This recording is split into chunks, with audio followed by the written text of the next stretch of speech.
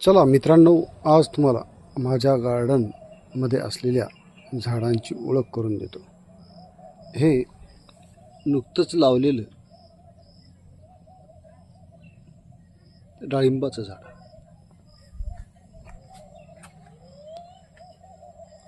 हे आहे पेरूचं झाड। सध्या फार मोठं झालेलं आहे, याची कटाई वगैरे करावं लागेल, पण त्याला वेळ आहे। बाजूला पण दुसरं एक पेरूचं झाड आहे, त्याच्या बुडात हा माझा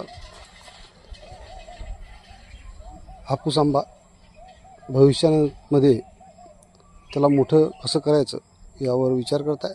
बाजूला कोरपड दिसतच आहे तुम्हाला। नंतर हा जो आंबा आहे, हा आंबा अतिशय चांगला आहे। हा केशर आहे, याला 40 आंब्याचे घड लागतात आणि खायलासुद्धा अगदी स्वादिष्ट आहे। हे नुकतंच लावलेलं संत्र्याचं छोटंसं रोपटं आहे। त्यानंतर हे हळदीचं एक छोटंसं रोप आलेलं आहे। या ठिकाणी जांभळूंचं एक झाड आहे, ते मोठं व्हायला भरपूर वेळ आहे।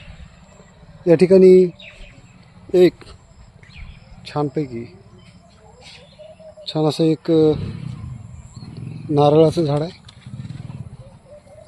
बघा, 2 वर्षाचा आहे, छान उंची झालेली आहे त्याची।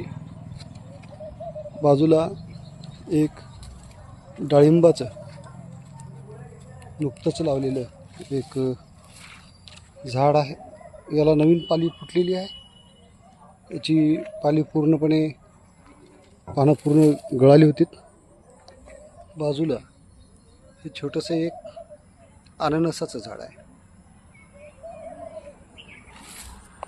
हे जे दिसते तुम्हाला, ही एक सुपारी आहे। सुपारीचं पण झाड मी आपल्या गार्डनमध्ये लावलेलं आहे। त्यानंतर हे एक छोटंसं संत्रा आहे। बाजूला हे एक पुन्हा नारळाचं झाड आहे, यालाही 2 वर्ष पूर्ण होत आलेली आहेत। बघूया आपल्याला नारळ खायला कधी देतं। हे जे बाजूचे आंबे आहेत, या आंब्याला खूप असे मधुर असे आंबे, त्याची टेस्ट आम्ही यावर्षी घेतलेली आहे। हा हापूसपैकी एक आहे, ची चव आकाराने मोठा आहे आणि चव अतिशय स्वादिष्ट आहे। त्यानंतर हे एक ॲपलचं झाड आहे। बाजूला हे एक पुन्हा डाळिंबाचं झाड आहे, याला आता फुलं लागलेली आहेत, पण काही डाळिंब पण लागलेली आहेत, पण ते अशा पद्धतीने आमची खारुताई ते मोठं होऊ देत नाही, लगेच ते खात आहे। अशा पद्धतीने हे गार्डन आहे। पुढं हे जांबाचं झाड आहे, बाजूला हे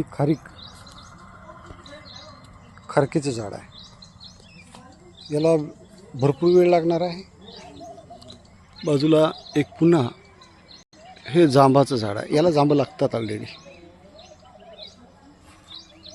बाजूला एक छोटं हे ब्लूबेरी आहे। ब्लूबेरी याच वर्षी लावलेलं आहे। बाजूला हे केळीचं पण झाड आहे, केळीचे एकाचे 2 रोपं तयार झालेली आहेत। बाजूला पण एक आहे। बाजूला एक ड्रॅगन फ्रूटचं पण एक रोप लावलं होतं, त्याची वाढ आता व्यवस्थितपणे होत नाही आहे, पण बघूया। भविष्यात त्याची सोय घेऊया आपण आणि चांगल्या पद्धतीने त्याला ग्रो करूया. बाजूला एक मोसंबी आहे. त्या मोसंबीला आता फळं लागलेली आहेत. सध्या भरपूर अशी फळं या मोसंबीला आलेली आहेत. तुम्ही बघू शकता. अतिशय गोड अशी ही मोसंबी आहे. लदबदून आलेली आहे. यामध्ये कमीत कमी 100पर्यंत फळसंख्या आहे आणि अतिशय अशी गोड अशी मोसंबी आहे. या ठिकाणी या डायरेक्शनला आपल्याला बरेच मोसंब्या पाहायला मिळतील. तर अशा पद्धतीने हे माझ्या प्लॉटमध्ये छोटं गार्डन मी तयार केलेलं आहे.